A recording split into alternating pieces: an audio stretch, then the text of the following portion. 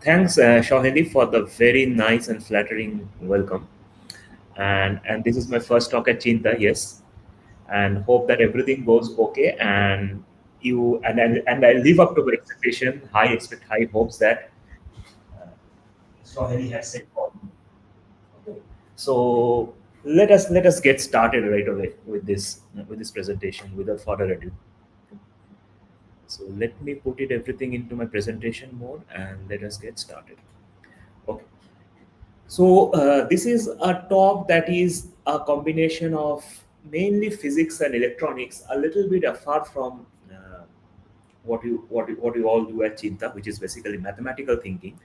But nevertheless, I hope that you will find this talk quite exciting because it relates to so many of the disciplines that we deal with day in and day out. So let's cut to the chase, and this talk is about what are known as memristors. So memristors are a class of electronic devices which, as you will soon find out, sure enough, that they are applied in a variety of ways in different circumstances, and they are quite fascinating. Not least because of the fact that they have immense applications, but they are a kind of uh, proponent for future devices, which is really exciting. So let's get to explore the fascinating world of memristors. So just a brief kind of disclaimer here: people who are amongst you who are electronics nerds or they find interest in electronics will definitely find the topic of memristors fascinating. But physics guys, I hope also have much to take away from this talk. Okay, so let us get started. So let us first getting to the get without first getting to the problem of memory devices as such and memristors. We first want to kind of concentrate on the point, of why memory is such a crucial element of computing devices. So any computer, as you all perhaps know, needs immense memory, and memory at different hierarchy: fast memory, slow memory, large memory, small memory, and so on and so forth. So memory is a very, very crucial component, and let's get to see why we need memory. So let us try to see a basic architecture of how a computer is laid out and how it does the fascinating things that a computer is able to do. So at the first end, where the computer interfaces with us is basically through the use of input devices, such as keyboard and mice, which is shown schematically here.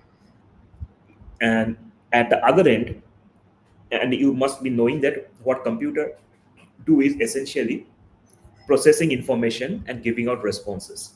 So how does it show responses? Through output devices. What is the most famous output device? A monitor. You have speakers also as output devices, but let's not get to those details. But let us try to understand the crucial component which comes in the middle, which is the CPU. The CPU is essentially what does the number crunching for us. It gets all the information in the form of bits and bytes, and it processes them and gives out intelligible output. So let us try to break apart the CPU also for a bit and try to explore the topic in a little more detail. So CPU consists of two main components. One is the processor. The processor is basically the computing device. And we also have something called as a RAM. So RAM is random access memory. And random access memory is a form of fast memory which the CPU is able to access. And CPU needs a lot of memory for doing its computation, because think of how you will do a calculation in mind. You cannot keep in memory all the information that is required to perform a computation, right? You have a limited amount of working memory. So what you do whilst doing a computation is that you offload some of the information that is not required into some temporary storage area, say a notepad, if you are doing some calculations on a pen with a pen and paper. But again, that information may be required later for further calculations downstream, right? So you need to store information in a safe repository, and you need to access that fast, so that as and when you need it, you need not be waiting for the information to come through to you. So that is very essential, and that is the reason why we have RAM, which is random access memory. That means any part of the memory can be accessed instantaneously. And the more important thing about RAM is that it should be fast. You should not be The processor should not be kept waiting, because remember that the output depends on the output of the processor. So if the processor hangs up or it gets interrupted, the output will be interrupted. So you need the RAM to be fast. But apart from that, the thing that is most important and exciting probably for all of you is that there is memory also built into the CPU itself, because the CPU needs some kind of memory that is super fast and that is even faster than RAM. So that is a form of memory that sits in the CPU itself, and these are known as cache memories, which I have not depicted here. But remember, they are a very crucial part of any computing systems. So the takeaway from this whole slide is that memory is a very crucial part, and you cannot do without memory. So that is the message that I want to take away from this. And this is the central part, the processor, which does all the computation for us. Okay. So now I think you have got an impression that memory is a very crucial component, and you need memory to be fast. You need memory to be plentiful, because right now what is happening in our world is that information is coming in at a horrendous space, and you need to store the information somewhat and then process it, obviously. But you need to store the information, so you need memory that is fast, and for some applications you need memory that is large. So there are two different dichotomies here and trade-offs, if you may want to uh, treat it as such. So one thing is that you trade off storage space for faster memory, and you trade off faster memory for more storage space. So these things are kind of contradictory, in that you cannot achieve those two objectives simultaneously. You can sacrifice one and get the advantage of the other. So storage class memories is a class of memories which is a little bit different from the memories that we have just discussed in the previous slide. So the previous slide discussed very, very fast memory, which is very close to the processor. Now we kind of want to consider memory which is a little bit farther apart from the CPU. But this memory has a lot of storage capacity. So essentially, it's because of this fact that they can store a large amount of data. They can store data in a non-volatile fashion. And that means, I'll come to the concept soon enough, but essentially non-volatile is a very simple concept, which means that when you switch off the computer, the data stays in memory. If you recall the previous two memories we discussed, what is the on-chip memory and the random access memory, these are all non-volatile memories. Whenever the power goes off, these memories will turn up into a blank slate. So this is very important. But storage class memories can store a large amount of information, and they can hold this information even in the absence of power. So let's see what are the different classes of storage class memories that is both existent, and then we'll slowly, and this will slowly lead us into the topic of our today's discussion, which is a memristor. So first of all, storage class memories are constituted of semiconductor devices. So semiconductors, if you can kindly recall, so semiconductor essentially that thing, those stand between insulators and conductors. Insulators are non-conductive, conductors are conducting, and semiconductors stand in between, and their conductivity can be modulated. So that is also a very important feature of semiconductors. So semiconductor memories also can be categorized into two kinds, the volatile and the non-volatile. I've already given you a brief introduction to those topics of volatile and non-volatile. Now let us see how these are really materialized in practice. So in the volatile category, I already said DRAM and SRAM. These are two different specializations of random access memory. In the previous slide, we learned about random access memory as being an important component. But now we are kind of getting into a fine-grained classification of RAMs into static RAMs, which is SRAM, and dynamic RAM, which is DRAM. But discussion of these things, how they work, is beyond the scope of this presentation. So let's not delve into that topic any further. But it's important for us to understand the non-volatile part, because that will be a segue into a topic of discussion of memristors today. Yeah, and as depicted, these SRAM and DRAMs come in the form of familiar semiconductor PCBs that you can see, that you can plug in as a module, as a multi-chip module into your computers, into your CPUs. And non-volatile memory is the quintessential flash memories, a pen drive or a memory stick, or an SD card and all those things. So these are categories of flash memories. And these are semiconductor memories which are non-volatile, because probably you all know that the flash can retain information for a long time, right? So without the existence of any power. So flash memories, the pen drive does not need any power for information to be retained therein, right? So these are non-volatile memories. They can keep information without power. But flash again can be categorized into two different kind of architectures, which is NAND and NOR, which I won't go into again. But our concentration here is into a new category of RAMs, which is a resistive RAM. Now let's dissect the name a little bit further. Here, resistive, RE stands for resistive. That means this works on the phenomena of resistance.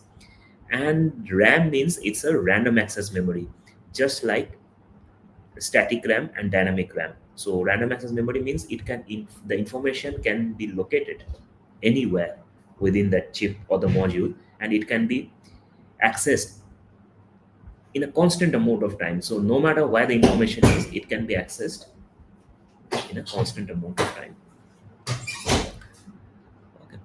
So even if we want to delve into this topic of ReRAMs a little further, ReRAMs are they constitute many different things constitute ReRAMs, and let us try to get a brief overview of what are the different physics mechanisms that contribute to the working of ReRAMs.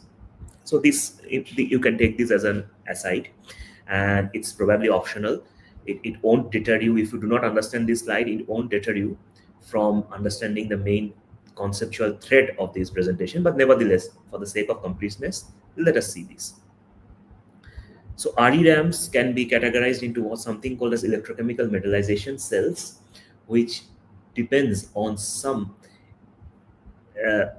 phase change kind of thing for the cells, for the memory, for the information to be stored in the memory. And again, phase change memory is another category of phase change in which the material state itself changes. So phase, probably you can recall as a solid to liquid is a phase transition. That is a very common phenomena. A liquid to gas transition. And here again, materials also have some phases like crystalline phase and amorphous phase. And phase change memories work on those material phase change phenomena. Right? Then we have something as a macromolecular memory. So macromolecules are big molecules that are chained together, and these kinds of molecules can self-organize themselves into very nice patterns, into very effective patterns, and the conductivity can change depending on the patterns into which they self-organize into. So the memory changes based on that principle. So this is another change, another important memory. And finally, we have what is known as a valence change memory.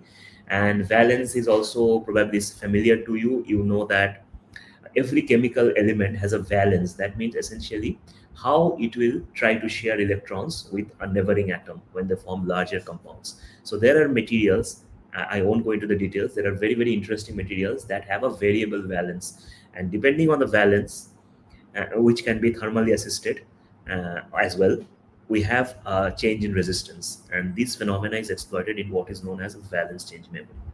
So this is essentially a brief review of all the mechanisms that go into it. Okay. So everything is done. We have given a brief overview of why do you need memory, what are the different types of memories we have, and we have given a brief overview of ReRAMs as a new category of non-volatile memory and the random access memory, and we have seen the different types of ReRAMs that are there in existence from the physics perspective.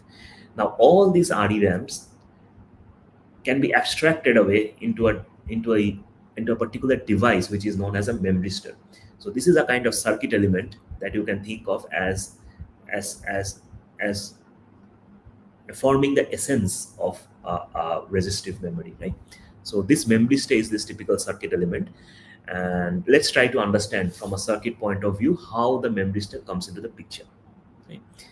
So people who have taken a course on circuits and systems will know that circuits operate on some fundamental electrical variables, which are again an abstraction from physics.